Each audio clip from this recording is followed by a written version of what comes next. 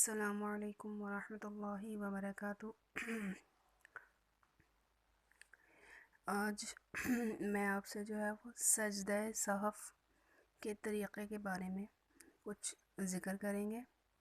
پہلے یہ بات سمجھ لیں کہ سجدہ صحف کا کیا مطلب ہے۔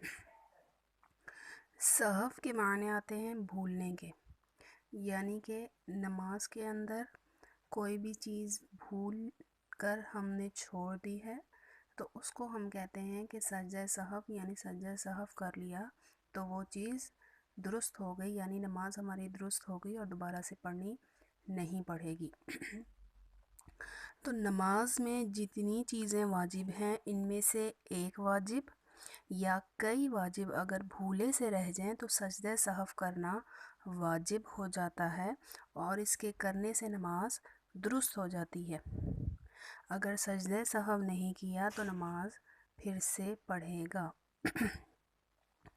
مثال کے طور پر اگر بھولے سے جو ہے کوئی نماز کا فرض چھوٹ جائے تو سجدہ صحف کرنے سے درست نہیں ہوگی، وہ نماز پھر سے پڑھے گا۔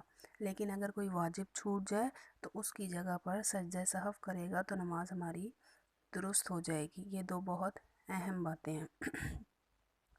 اب سجدہ صحف کرنے کا طریقہ کیا ہے؟ تو آخری رکعت میں فقط التحیات پڑھ کر ایک طرف سلام پھیر دے اور پھر اس کے بعد 2 سجدے کرے، پھر بیٹھ کر التحیات اور درود شریف اور دعا پڑھ کر دونوں طرف سلام پھیر لے اور نماز اپنی ختم کر لے تو یہ ہمارا سجدہ صحف ادا ہو گیا۔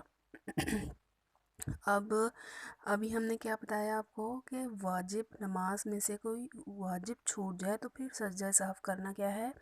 واجب ہو جاتا ہے۔ اب مثال کے طور پر کہ اگر کسی نے بھول کر سلام پھیرنے سے پہلے ہی سجدہ صحف کر لیا تو تب بھی ادا ہو گیا سجدہ صحف اور نماز کیا ہو جائے گی؟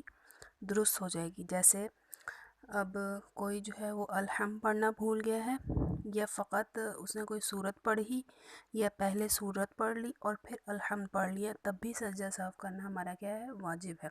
تو جس طریقے سے ہم نے آپ کو بتایا کہ آخری رکعت میں بیٹھے التحیات پڑھے، 2 سجدے کرے اور پھر اس کے بعد اسی طرح التحیات، درود شریف اور دعا پڑھ کر دونوں طرف سلام پھیر دے تو ہمارا سجدہ صحف ادا ہو جائے گا۔ یہ بہت ہی اہم چیز ہے جس پہ جو ہے وہ لوگ زیادہ تر جو ہے وہ توجہ نہیں کرتے۔